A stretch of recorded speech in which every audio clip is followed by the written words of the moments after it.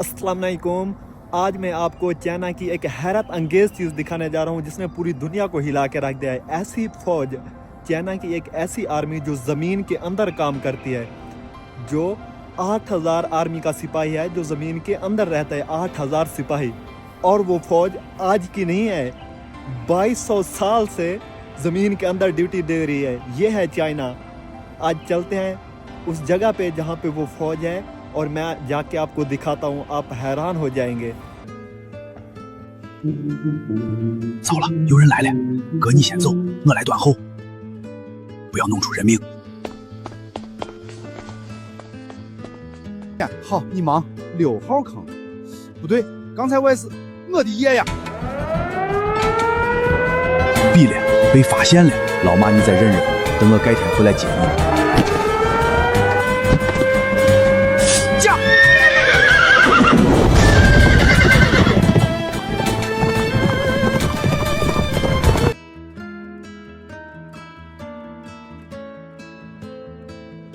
这路聊咋了？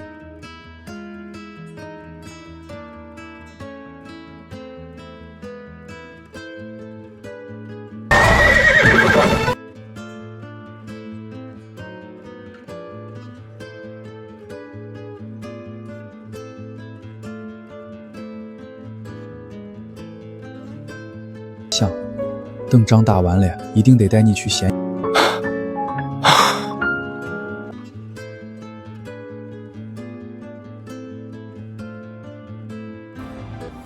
ये था वो बादशाह जिसका नाम छिन शी हुआंग है और इसने उस फौज की ड्यूटी लगाई थी जो आज तक वो फौज ड्यूटी दे रही है वहाँ पे।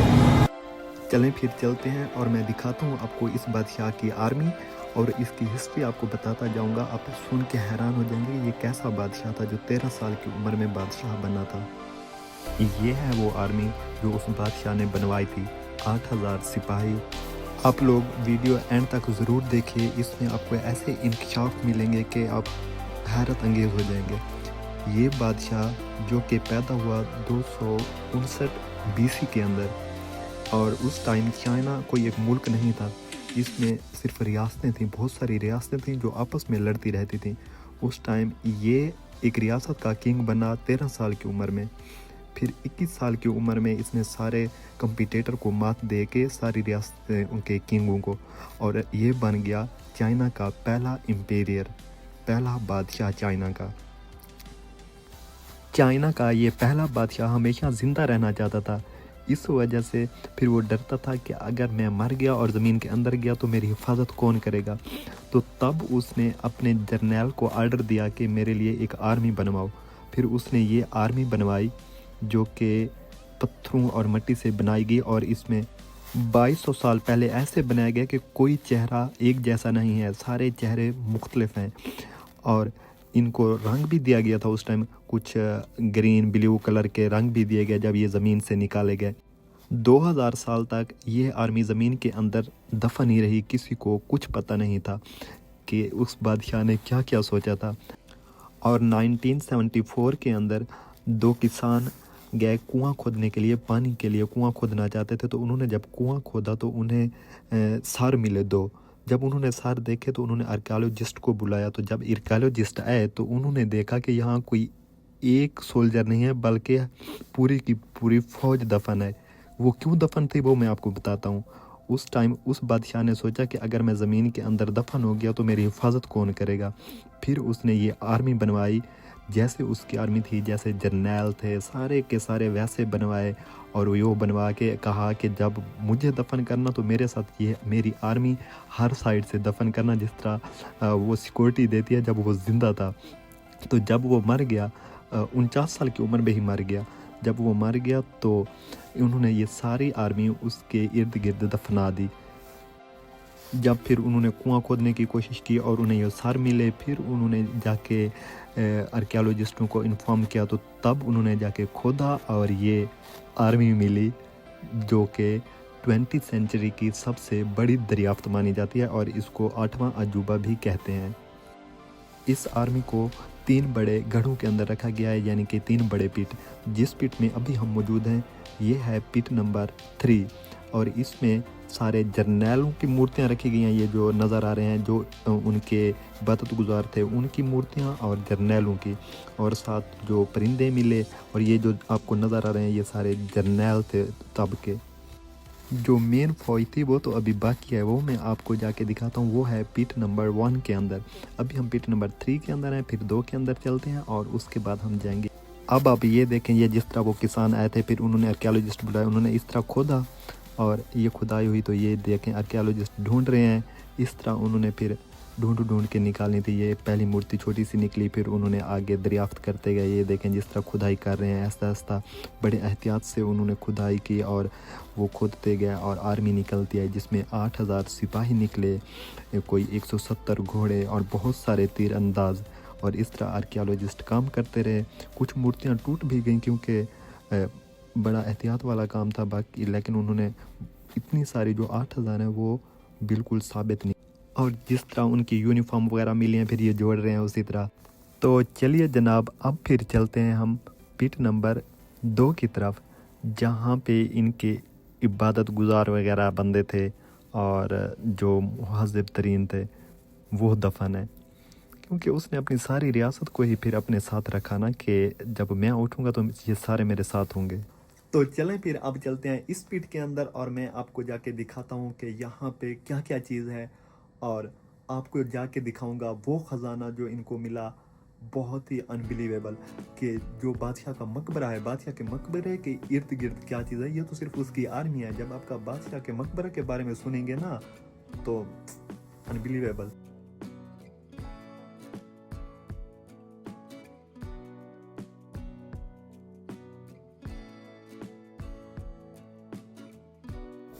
तो अब आप लोग देख सकते हैं आगे हैं हम पिट नंबर 2 के अंदर, और यहाँ पे लोगों का हजूम चेक करें, इतने ज़्यादा लोग आए हुए हैं क्योंकि ये बहुत ही अनबिलीवेबल फाइंडिंग है।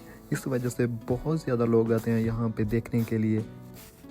अब जो ये आपको नज़र आ रहा है कब्रों की तरह, ये इस तरह खोद के निकाल रहे हैं। अभी इस यहाँ पे मशीनें लगी हुई हैं, आर्कियोलॉजिस्ट अभी तक काम कर रहे हैं क्योंकि अभी और निकल रही हैं चीज़ें, पता नहीं क्या क्या चीज़ और निकलेगी अभी। तो ये सारी मैं आपको दिखाता हूँ इस सारी साइड से जाके कि किस साइड पे क्या चीज़ मौजूद है और कौन सी मशीनरी यहाँ पे काम कर रही है।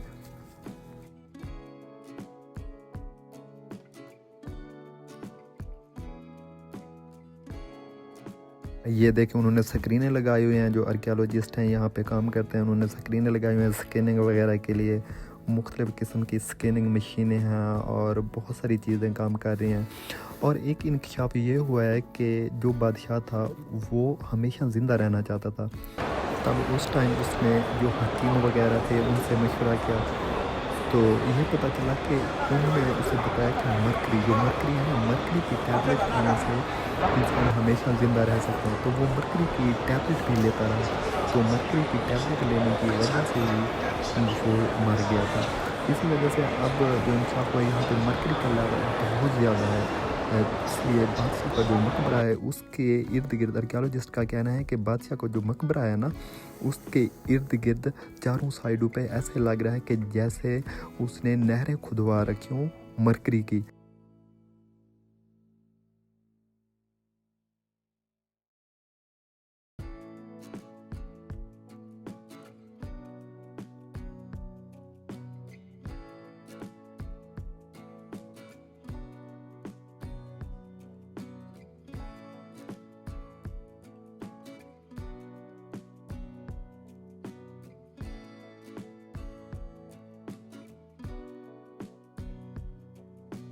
यहाँ पे आप लोगों का हजूम चेक करें, पूरी दुनिया से लोग आए हुए हैं यहाँ देखने के लिए, और इसी वजह से बंदा वीडियो भी सही से नहीं बना पा रहा।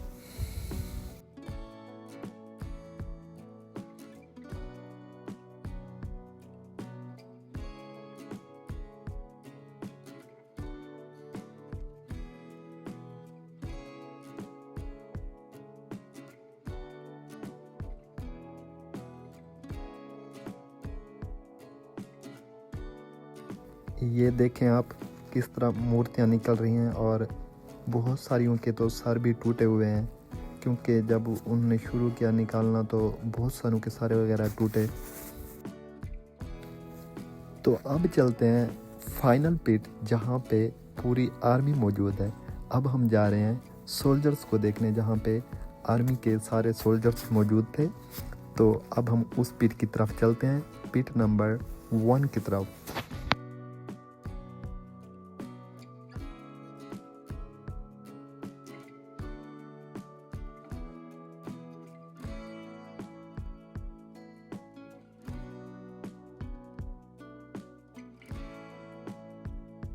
चलें फिर चलते हैं इस पिट के अंदर और देखते हैं कि इस पिट के अंदर कितने सोल्जर मौजूद हैं, और आप लोगों को मैं दिखाता हूं जाके।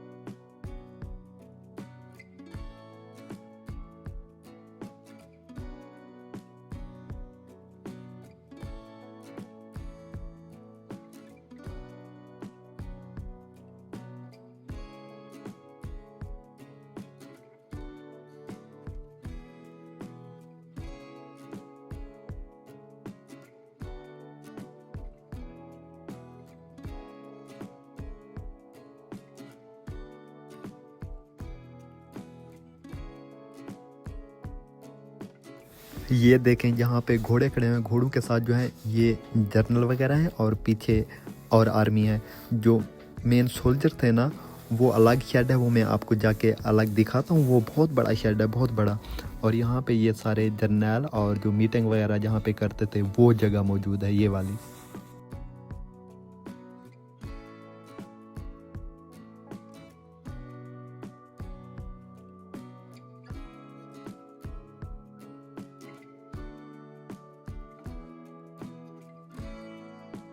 ये देखें, ये है पिट नंबर 1। और अभी मैं आपको दिखाता हूँ जो बड़ा वाला शेड है जहाँ पे सारे सोल्जर्स, पूरी की पूरी आर्मी 8000 सिपाही मौजूद है। वो जाके देखते हैं फिर।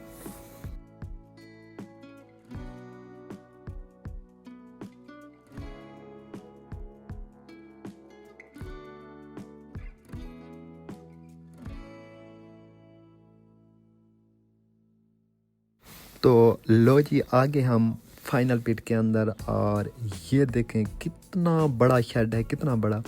क्योंकि जब यहाँ पे खुदाई हुई है तो फिर इन्होंने ये सारी चीज़ें ना ऊपर से शेड बना दिए और हर तरफ से दीवारें और बड़ी कंस्ट्रक्शन की यहाँ पे इस सारी फाइंडिंग को महफूज बनाने के लिए।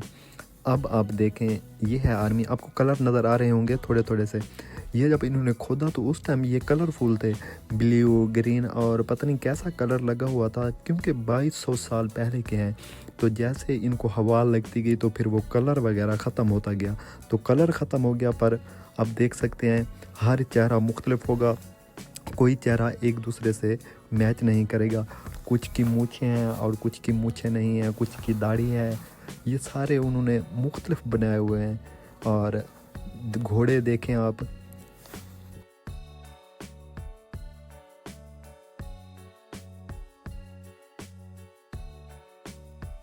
चलें फिर चलते हैं। मैं ये आपको पूरा पिट दिखाता हूँ चारों साइड से घूम के, और आपको बादशाह के बारे में भी बताता हूँ। वो जो बादशाह था, छिन शी हुआंग, चाइना का पहला बादशाह था, जो कि 2200 साल पहले बादशाह बना, पहला बादशाह। उससे पहले चाइना एक मुल्क नहीं था, सिर्फ रियासतें थीं। फिर उसने सारी रियासतों को इकट्ठा करके एक मुल्क बनाया और उसके अंदर उसने अपने कानून लागू किए। वो बादशाह पहला बादशाह था जिसने लिखाई दरियाफ्त की कि किस तरह एक दूसरे को पैगाम देना चाहिए। उसने राइटिंग दरियाफ्त की, और जो उसकी और सबसे बड़ी दरियाफ्त थी, उसने करेंसी सिस्टम शुरू किया कारोबार वगैरह के लिए। इसी बादशाह ने करेंसी का सिस्टम शुरू किया था। और जो सबसे उसका बड़ा कदम था, ग्रेट वॉल ऑफ चाइना, उसने ग्रेट वॉल ऑफ चाइना की बुनियाद रखने वाला भी यही बादशाह था, छिंग शी ख्वांग।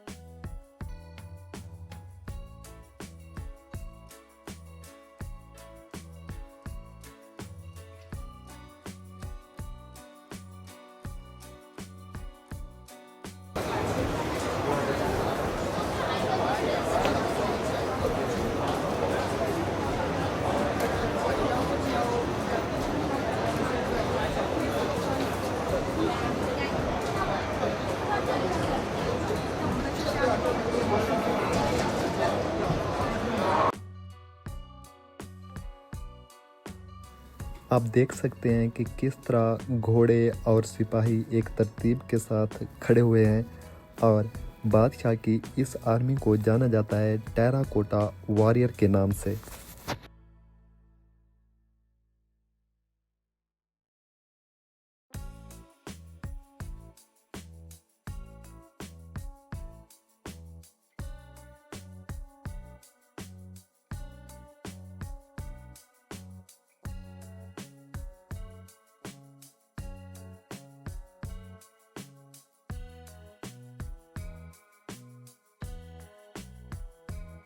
वाओ, पूरी की पूरी कतारें आर्मी की।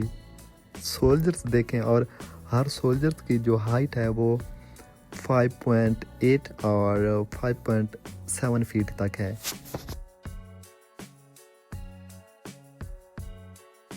आप देखें, कोई भी चेहरा आपको एक जैसा नज़र नहीं आएगा, सारे चेहरे मुख्तलिफ होंगे एक दूसरे से।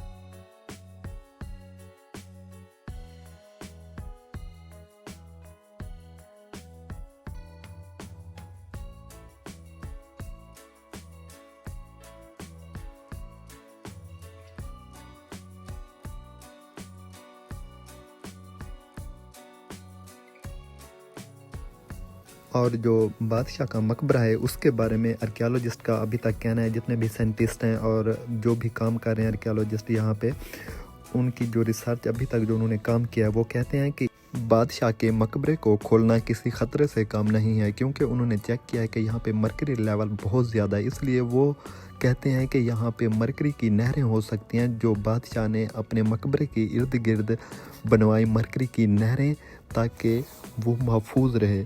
उसने खुद की हिफाजत के लिए, सिक्योरिटी के लिए ऐसी नहरें बनवा दी, मरकरी चारों तरफ छुड़वा दिया। और मरकरी के होने की वजह से अगर खोलेंगे तो मरकरी तो बहुत ख़तरनाक है, और इस तरह उसने कोई एहतियाती तदाबीर लगाई हो कि जैसे ही हम खोलें कोई धमाका वगैरह हो, इसी वजह से अभी तक नहीं खोल रहे।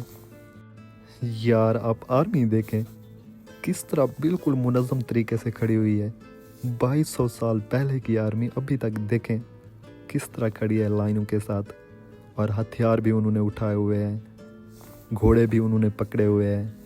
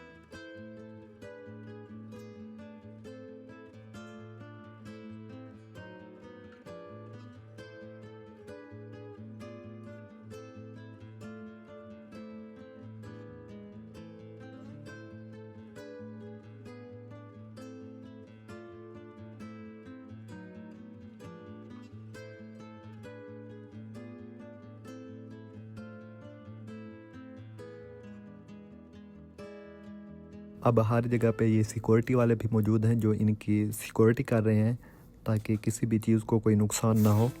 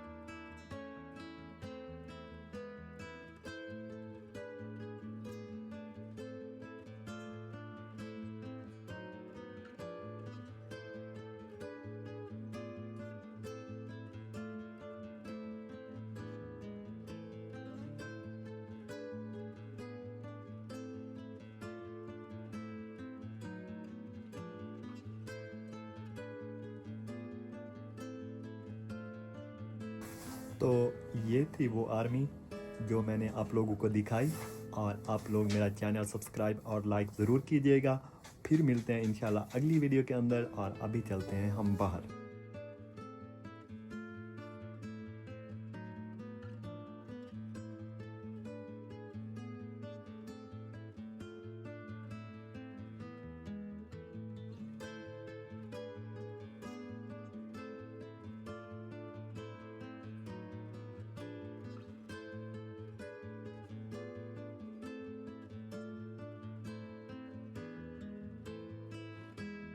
Hey, ni hao, hello, hello.